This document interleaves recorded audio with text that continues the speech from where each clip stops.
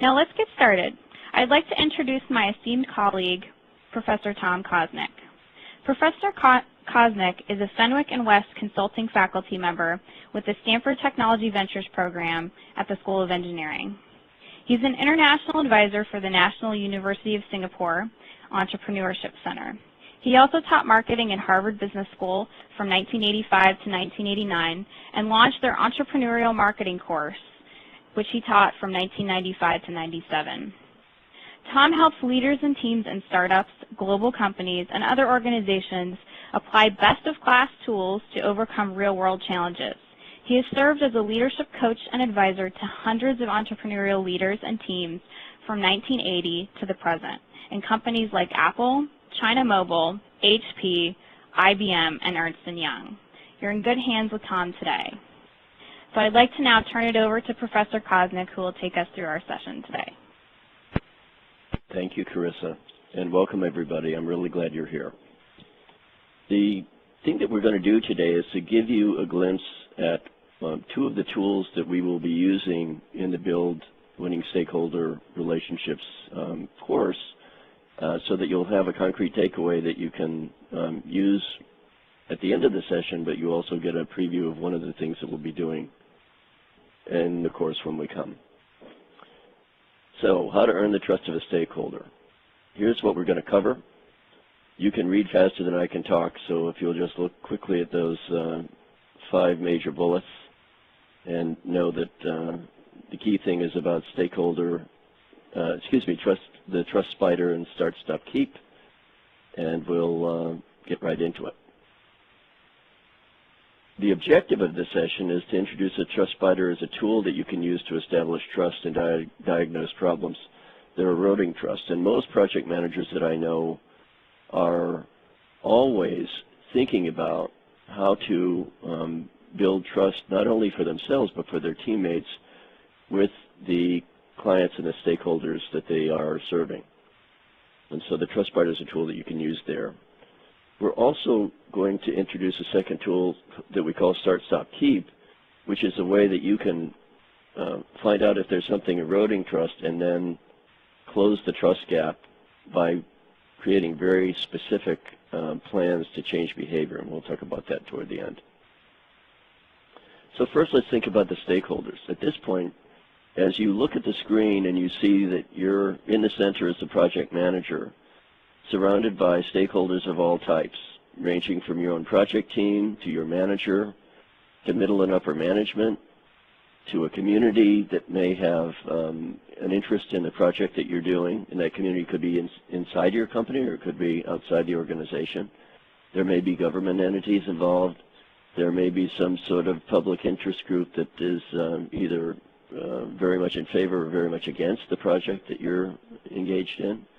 If you're in a publicly traded company, you've got shareholders. If you're in a startup, you've got investors.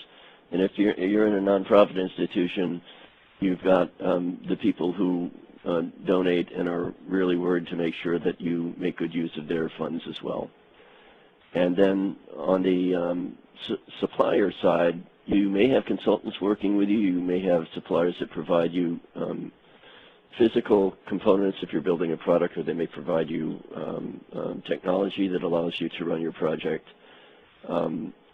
Think of any person who's the customer or the client for the product or services you're offering as a client or the owner of the product or service.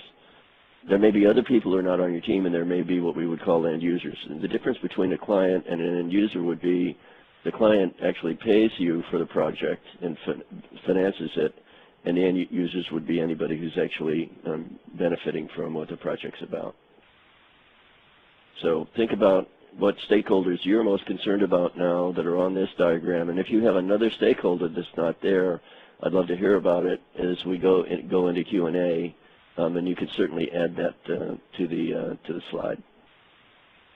Here's the trust spider. I first developed this in the late 80s to early 90s with a large systems integrator, and we were training the project team managers that were leading very complex projects, and they ran into this problem of having multiple constituents, lots of people that they had to please, and they wanted to figure out a better way to establish trust and then maintain it through the course of the project and beyond. And we did a literature review and found the words that are on the trust spider as each of the at each of the spider legs, as well as integrity, which is in the center, are the qualities of leaders that a literature search and talking with a lot of people who are involved with projects said were important as qualities of someone who's going to work with someone, especially someone who's going to lead. You'll notice that integrity is in the center, and it's there because every source that we looked at and consulted said that honesty or integrity was foremost, and if you didn't have that, nothing else really mattered. So we put that really at the heart of the spider, and we put the other qualities around the side.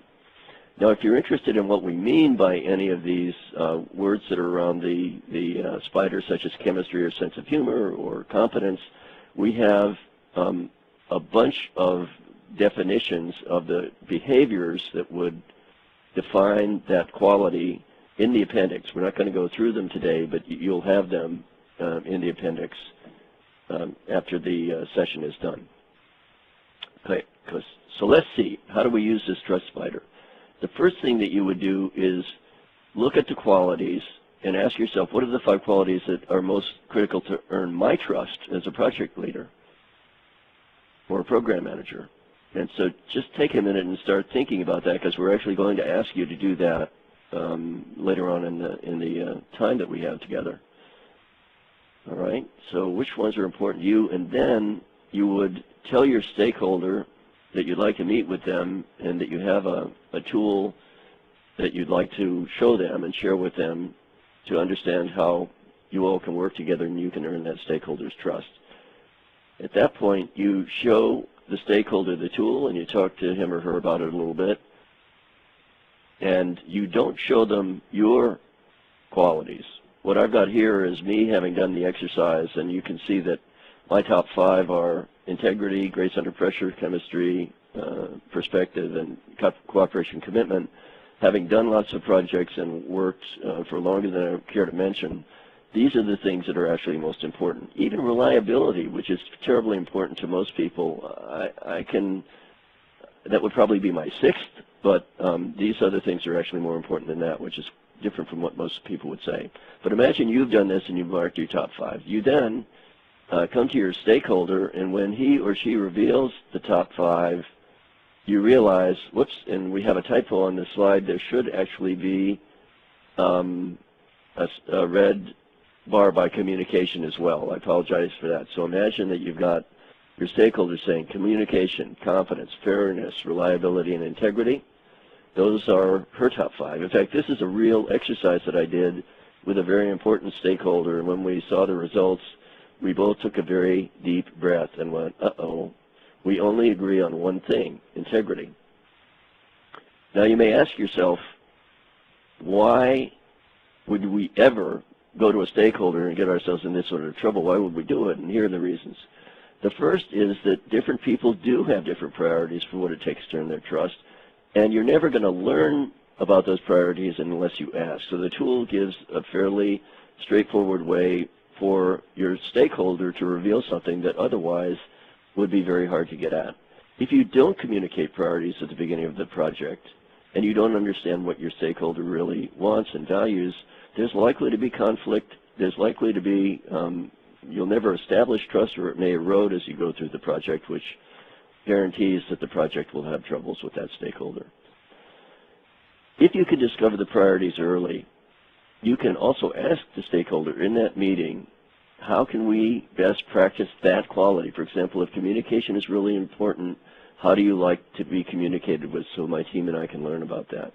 And you can also say, what are examples of the things that would be a violation of that quality?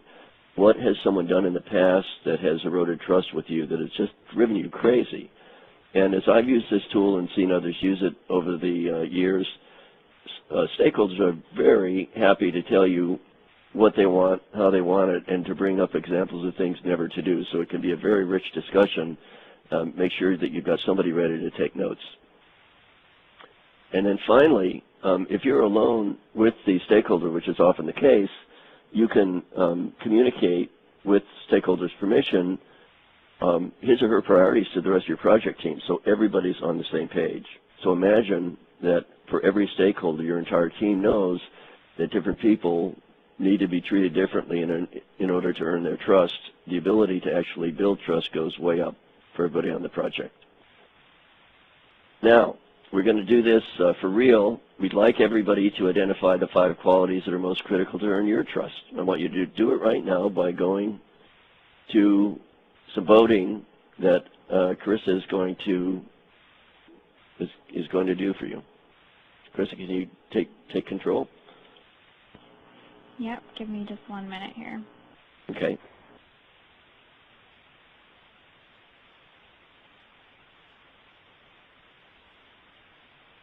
Okay.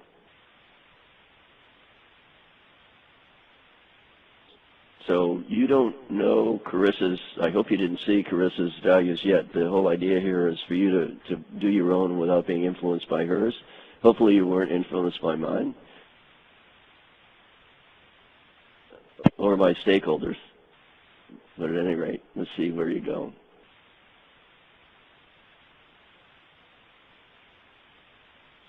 Oh, well, you can't. You know what? I've goofed this. I have goofed this. Everybody, I'm so sorry. I'm so sorry. As long as you've done... So, Tom, what we'll do here is I'm just going to clear the results, if everyone can just pause for 1 moment. And I'm going to clear the results. And please don't respond yet. So we're going to jump back to the slide we were on before, and I'll let Tom continue. Okay. This is me getting so excited. Because actually you wouldn't know what the stakeholder was before you got into to see him or her, but I'm hoping that you have identified the qualities. Okay, so assuming you've done that, imagine that Carissa is your stakeholder, very important client, multi-million-dollar project, and you walk in and she fills out the form and presents it to you, and you see, aha, integrity, communication, confidence, cooperation, commitment, and entrepreneurship. Now, before we go any farther, vote now. And what we want to do is see, and Carissa will turn this back over to you, some of you may be a perfect match. Some of you may only have hit 4 out of 5 or 3 or 2 or 1 or none. And there's no right answer here, but what we want to do is get a distribution from you as to what some of those qualities are. Yeah, so now please feel free to vote and see how similar you are with me. We'll share these results with you in a minute to see how close we are. How much time do I have left?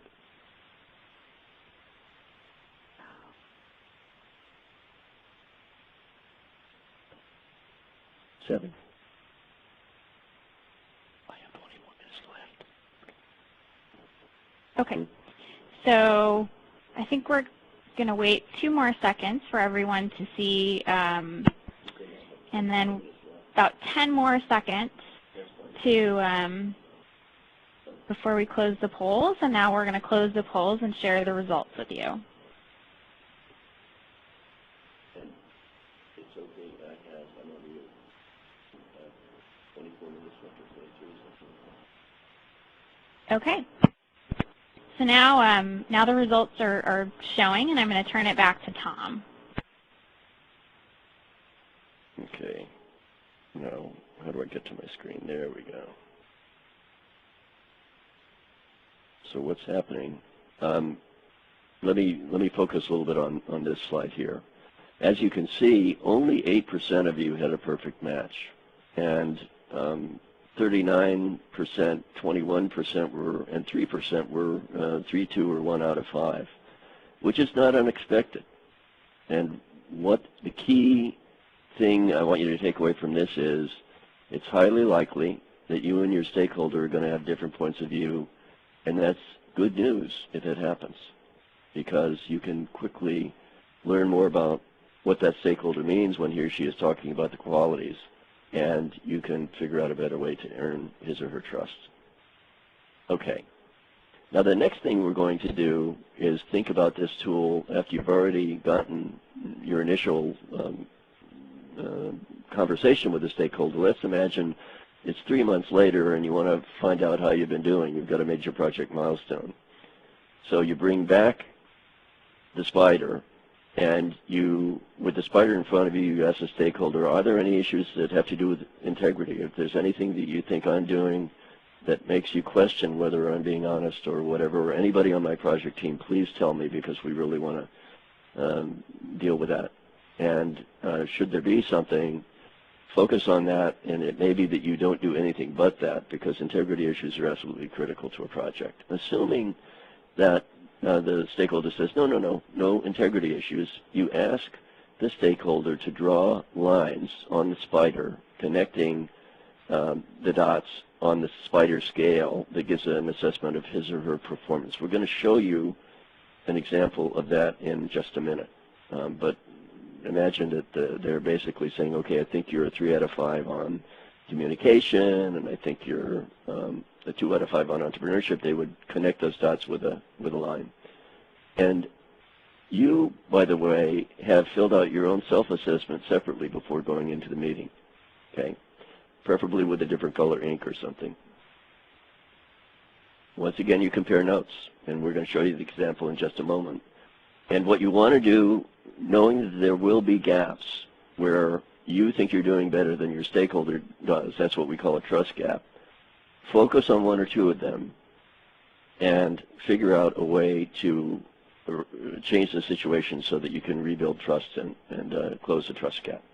And we're going to use the Start, Stop, Keep as a tool to show you how to do that exact thing. So let's give an example here. It's Tom and his stakeholder once again, and it turns out as I'm preparing for the meeting, I'm saying, oh, I'm sorry, that's a stakeholder assessment. So the stakeholder is not very happy with communication. That's not very good. And not very happy with reliability. That's not very good. So those are probably 2 we really have to look at. And it turns out that I had a much better feeling about how I was doing than the stakeholder did. So you can see that, okay, here we have the 2 together, right? So the stakeholders are here in the dotted lines, and I'm in the dark solid line. I think I'm doing pretty darn well on communication, and she is really not happy with that. There's a smaller gap on reliability, but I would certainly want to close that gap as well, because that's a 2 out of 5, which signals a serious problem. It's not that we ignore competence and fairness, but to get focused, let's take communication as an example. So I turn to the stakeholder and say, my gosh, I had no idea that communication was such a problem. Tell me more about what I've been doing that has caused you concern. And here, let's use a tool to help us figure out what I need to do differently. Actually, yes.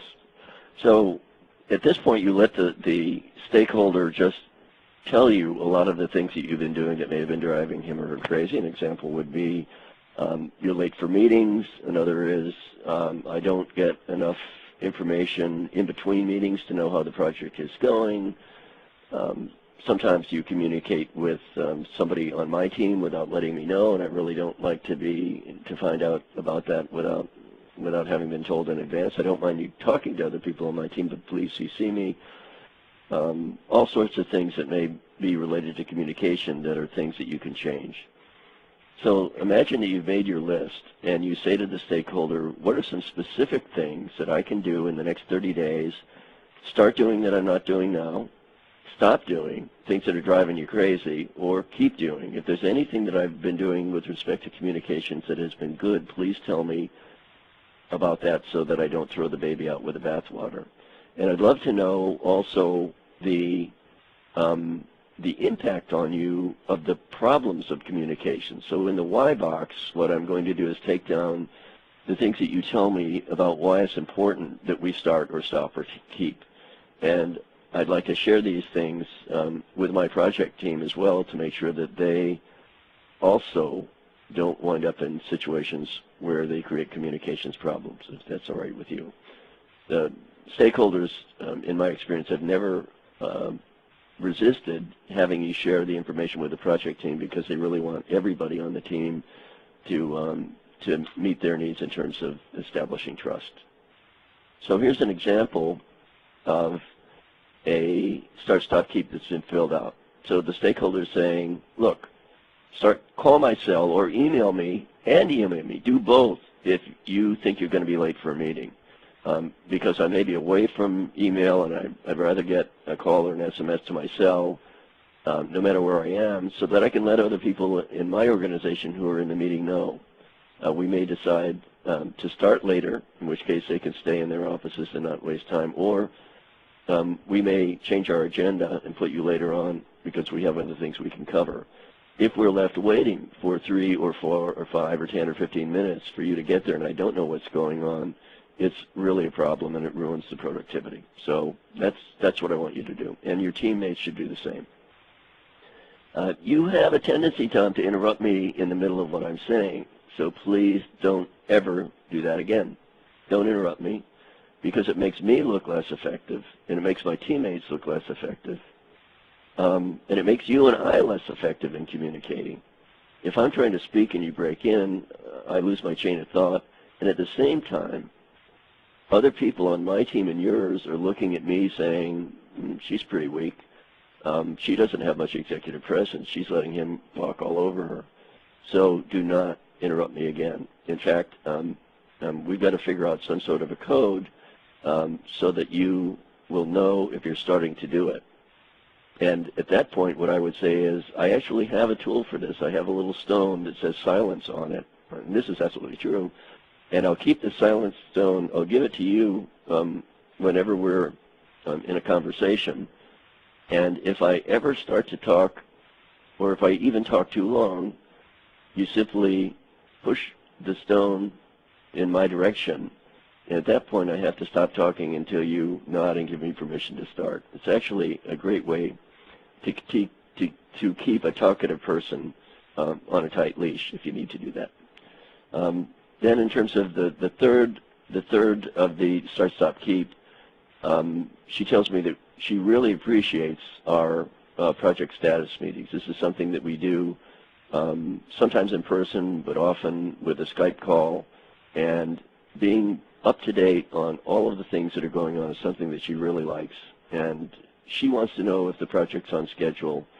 She also wants to know whether there are obstacles that my team is facing so that she can help us deal with them. She can champion us in her organization. Now, you may want to think about how you would do something like this with your own stakeholder. The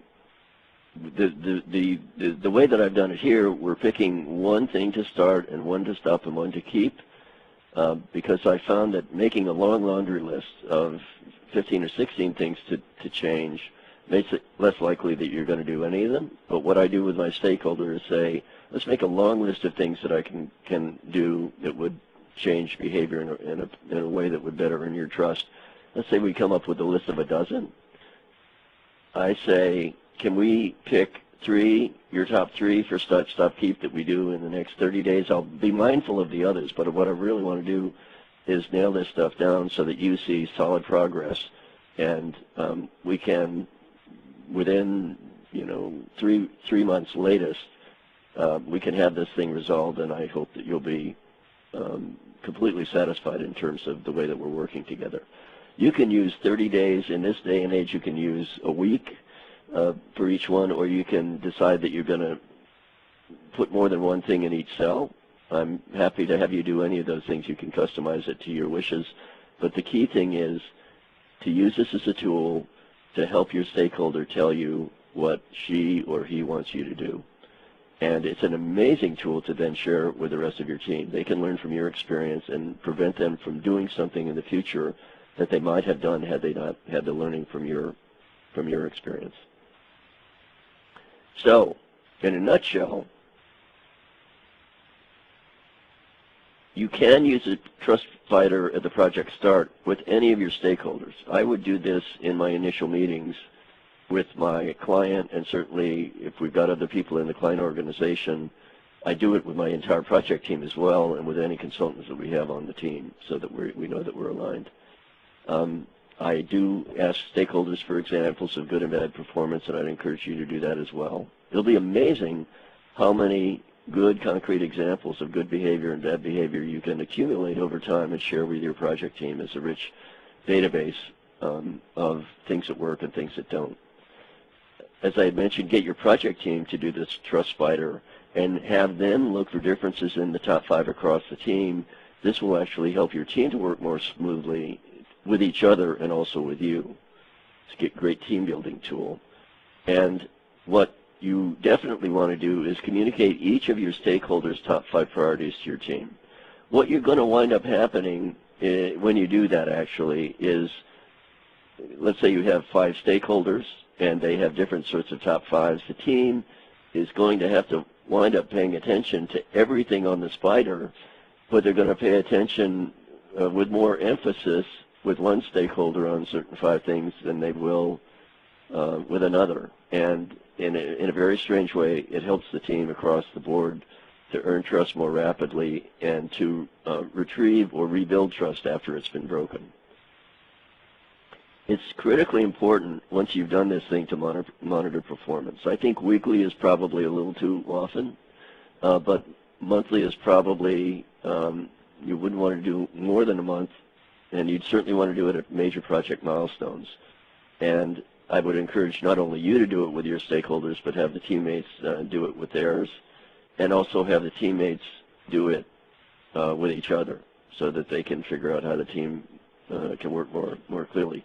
Now, when I say have the teammates use the trust spider with their stakeholders, what you don't want is you and 11 teammates separately going to Carissa and asking her. So make sure that there's one point of intervention for the meeting, and you can have Carissa share with you what each member of your team has a problem with. That's easy to do, but you don't want 12 separate meetings. And then again, using the start, stop, keep, it's a very easy way for stakeholders to give you specific, concrete ideas on how you can change your behavior to close trust gaps and to build greater trust. I hate academic books that are long and tedious and are filled with tools that have never been tried and that are hard to use. I'm a project manager myself. I've been one for more years than I want to count. We'll just say since '78 when I was a systems integrator and a project manager, and these tools really work in the real world. So at this point, I'd like to open it up for any questions and make sure that we let you have a chance to interact with us about the tool and also any other general questions about SCPD. And by the way, the appendix is there. Will they get a copy of the document? Yes, they will get a copy of the entire document. That's great. So what we'd like to do now is we have a number of questions that I'm going to ask Tom. And then what we'll also do is as you think of more questions during my segment of the presentation, we'll have another Q&A session at the end. So a couple of questions that I've heard, Tom. One is, it seems like a fairly high level of trust needs to exist to even be able to have this kind of a conversation with someone. How do you handle dealing with negative stakeholders? Great question. What I would do, first of all, I don't think you need a high level of trust to introduce the tool. I introduce it to people on first meeting and say, I want to earn your trust. This is a way to help us do it. In that case, it can be kind of an icebreaker. And you can, in that case, you say, would you at least let me show it to you and see if you'd be willing to do the exercise with me? And then you do the exercise, and if they say, I'm not interested in you knowing that, you know you've got a stakeholder who's going to be secretive and maybe a problem. Let's imagine you've got a stakeholder that you're already in trouble with.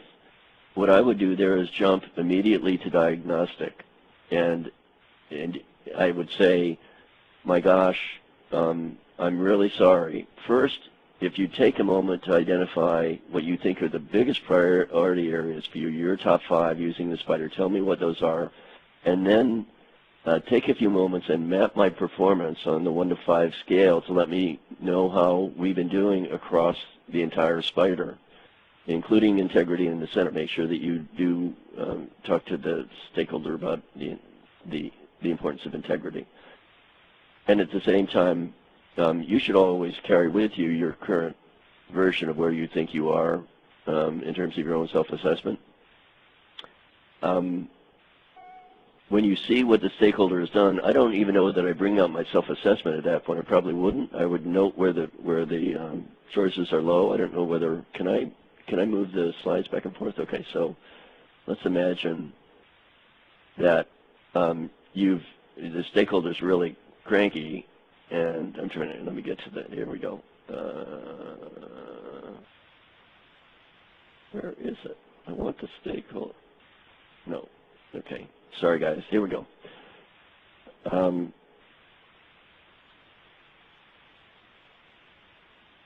That's what we want. Let's imagine that you've given the stakeholder the tool, and this is what he's done.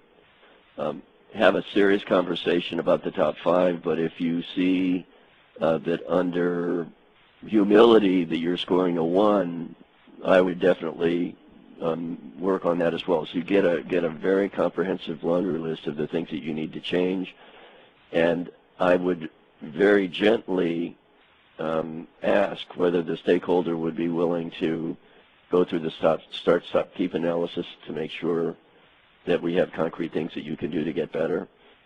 And if they agree, that is, again, but do the start, stop, keep around the horn. This is going to be a much longer exercise where you're going to be taking a lot of notes. But it is worth doing if you've got a stakeholder who's angry. And there's another thing, if they're angry enough or in enough conflict that they're yelling at you or in active confrontation, we have something called the dozen Ds, which we will be using in the stakeholder workshop that I don't have with me today. It's a way to reduce the conflict so that you can get to the point that you can introduce this stakeholder tool. Did that answer the question? Yeah, that was great. Thank you, Tom. And so the person who asked it, if in fact it didn't answer it, ping back. Great. So another question we have here is, how would we practice sort of the silence scenario in a virtual project environment? We can set some meeting roles, but it's really difficult when project members are virtual. Can you talk a little bit about techniques you might use for virtual scenarios? Oh, that's a great question, because we have that problem on our virtual team meetings all the time. What I would do is establish at the beginning of a project a code that everybody who's on the virtual meeting can use if they want someone who's talking to stop and take a breath. And what we've been doing on our project is just the word stop. And so the first one who says stop, often the person doesn't hear it and keeps on talking. But then what you do, let's say you have 4 people on the meeting and one's rambling along. One of you goes stop. The second goes stop, and you keep saying stop to where the person talking is having 3 teammates say stop, stop, stop. And so if you don't like the word stop because it's too forceful, you can use the word breathe or the word wait. So that's one way to do it. If you're using, in addition to voice, the way that we're doing now, if you have, say you have a Skype call and you can send each other messages, you can send the teammate who's rambling on a text message on Skype saying, please stop, you're not giving the client enough time to talk, or whatever it is. Or you could, if it's a project team member, you could say stop immediately, you're drowning out the client. So those are 2 ways, sending a text message and also vocally doing it, applying peer pressure. And the last thing there is take the person if somebody's sort of a repeat offender on this, I would definitely take them into a session and use a start, stop, keep with them and have them work through the way that they can change their behavior in virtual meetings. I think it's well worth it, and then you can check up, after each meeting as to how they're doing.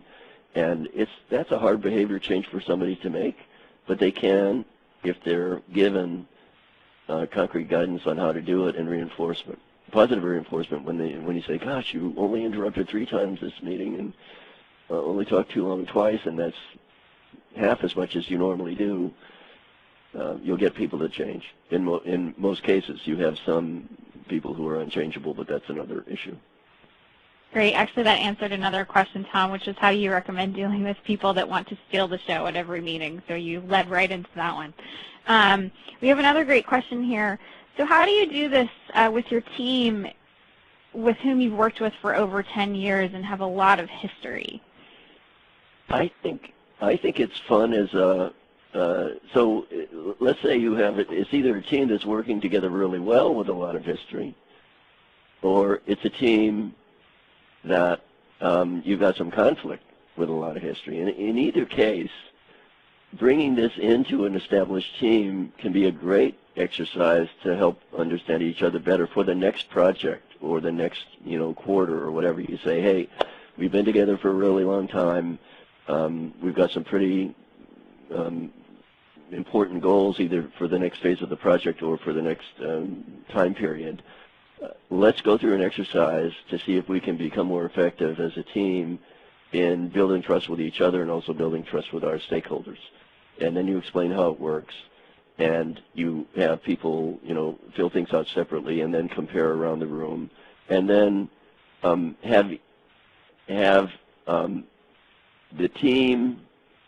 The way that we've done this in the past, each team member would give say for me, if I had 10 team members, each of them would fill out a start, stop, keep for me. So I'd have 10, and I could compare them. And if it's one person who's complaining about something, and other people are saying keep that, it really works, that's a different story than if 4 or 5 out of the 10 are saying stop doing this, right?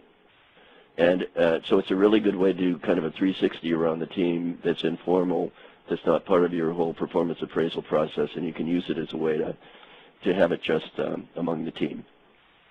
So you have each person identify their top 5, share across the team so that everybody realizes what the differences are, have each team member do a start, stop, keep on each of his or her colleagues. And this you can't do, in 10 or 15 minutes. This is something that you might ask them to do over a couple of days and then submit them digitally so that they'll be anonymous. And then you put together the little deck that has the start, stop, keep. Each team member gets a little deck with his or her action items. So that's what I do. Great. So I'm going to give my team a chance to continue to collect some content questions, and we'll come back to this in a few moments. As Tom alluded to, there's a number of slides in the PDF deck that Tom will not be discussing today, but we will provide those as part of an appendix, so you'll get those with the PDF. Can we flash through them on the way to your part? Yeah, absolutely, we can do that. Give me 2 seconds here. So start here.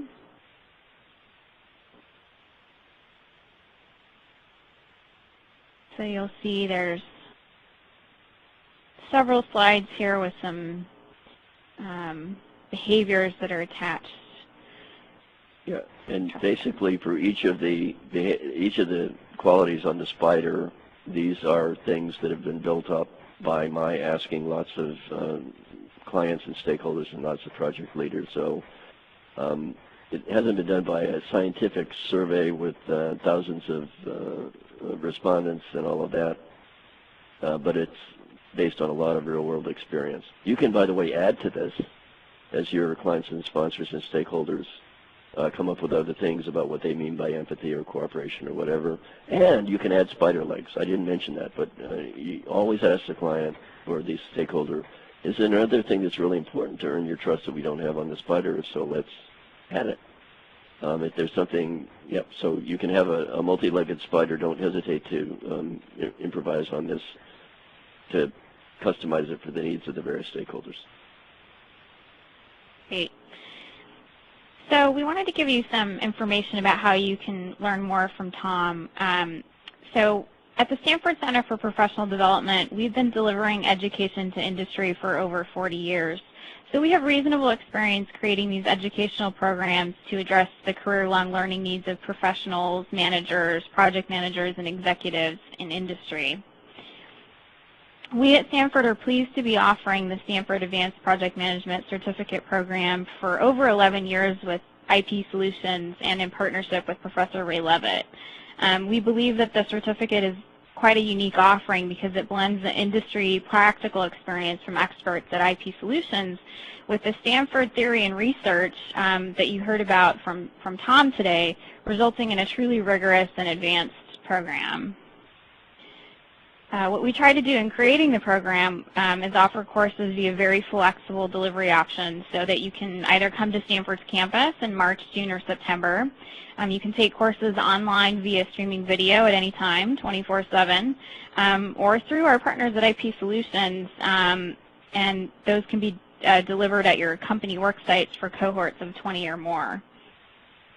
Let me give you a little bit of information about the certificate program itself. The program was created for leaders and managers who want to improve their ability to convert strategy into action through project, program, and portfolio management, and that of their organizations and teams. And we take a truly organizational perspective in the curriculum that focuses on operating in a global context and improving productivity and profitability. You'll see here that there are 3 required courses with converting strategy into action, mastering the project portfolio, and leadership for strategic execution.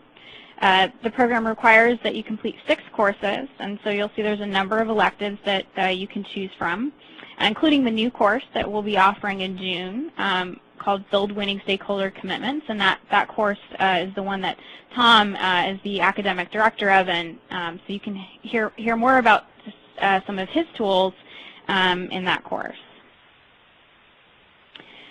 So here we have the calendar, and you'll see some dates for the March and June on-campus sessions, and when the core and elective courses are, as well as some pricing details. There's also the early registration discount if you sign up by January 31st for March courses, and May 1st for June courses, where you can save over $250 a course. And so now we'd like to just take a moment to conduct a poll here. If you could, we really appreciate your feedback on this. If you could just indicate your level of interest in the SAPM certificate program, would really appreciate it.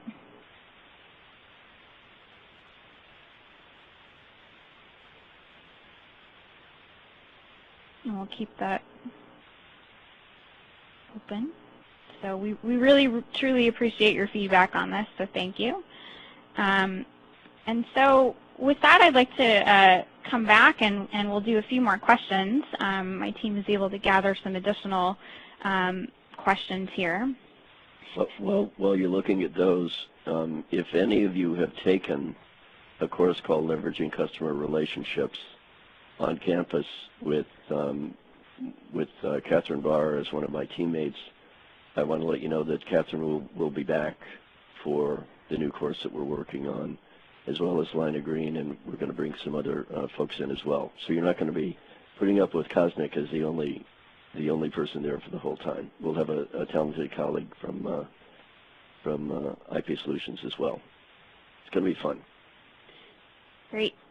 So here's another good question, Tom. So what if the stakeholder is a new stakeholder and is a customer that we've never met? How can they assess you in the first place? No, you wouldn't. If it's a brand new stakeholder, all that you want to do in the first meeting is show them your top 5 and ask them about their top 5 priorities, and then ask them about the kind of behaviors from past project managers or past people that they've dealt with that would be an example of good practice or bad. And then if it's a first meeting, I'd say, look, can we meet again at a reasonable time frame? Maybe in 30 days if you're going to be working fairly closely with that person, or 60, whatever the number of days is that you think appropriate. Or you could ask the stakeholder, I'd like to meet with you again after we've been working together a while to see how I'm doing in terms of earning your trust. When would be best to schedule that meeting? And that way the stakeholder can say, okay, I want it in 2 weeks, or I want it in 6 weeks, or I want it in a month. And you have automatically locked in an agreement to get feedback on how you're doing in terms of trust building in that first meeting. They don't have to know anything about you in order to do the first exercise. Great. So another question here. So how do you filter out when a stakeholder is communicating what they think you want to hear rather than what they really think so that you get good feedback? So one thing I do is to say, can you tell me more about why you picked those 5 as your top 5? And let them elaborate on that a little bit. And then you can say, well, if I gave you the next 5, what would you pick? So that you can get other priorities. I think that in terms of them gaming the system, there's always a risk if you ask anybody to fill out any kind of a question or do any sort of a thing that they may game the system. And I think that the 2 things that I'm suggesting are certainly things that you can do to try to get underneath what may be going on. I can't think of another other than to ask why. Yeah, if it's a new stakeholder, I wouldn't say, gee, it looks like you're telling me, you're filling this out in a way that I want to hear it.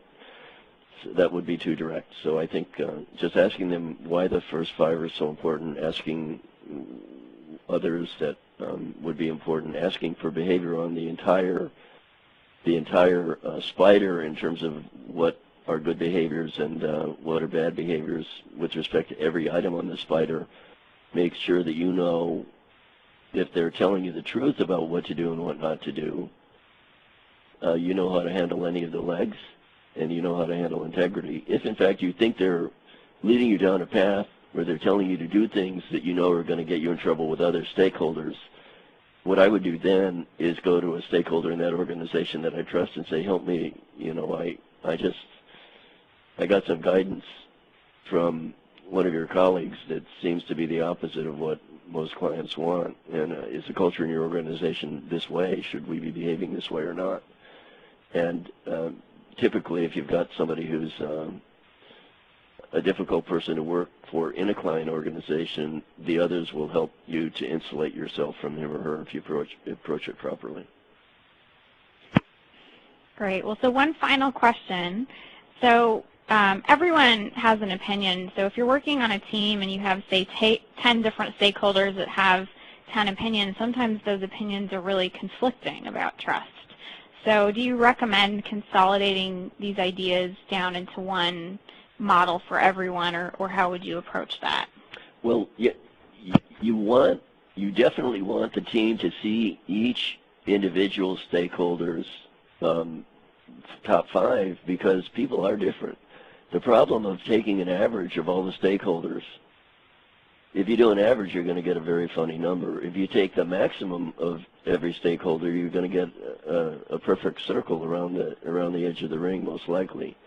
In fact, the team wants to try to perform well on each one of these variables, but you want to particularly emphasize the top 5 of a particular stakeholder. So you do want the team to see everything, but you want to see the stakeholders one by one so that they know that you would treat Carissa differently from Robert or Tom or whoever. And it's I hope I've answered that clearly. Having those things available to the teammates and going back to them and say, okay, how are we doing with this stakeholder? Did they seem upset with us? If so, what do you think is going wrong on the trust spider? And let's get somebody in there who has the best relationship with that stakeholder to take his or her temperature and figure out what's going on. Great. Well, thank you, Tom. I just want to note that this was really valuable, and I happen to be thinking about using the trust spider with my team. So this is great. Could I? Yeah. One last story. This has been used by senior executives in very large companies and project teams all over it. Also, we used it with a pair of co-founders who were trying to decide whether to found a company or not. And they realized they were so different that they decided not to start the company.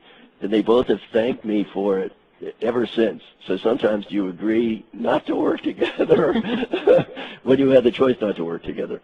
That's not usually the case for project managers. Usually you have to do what you have to do. But anyway, back to Carissa. That's great. That's a great story.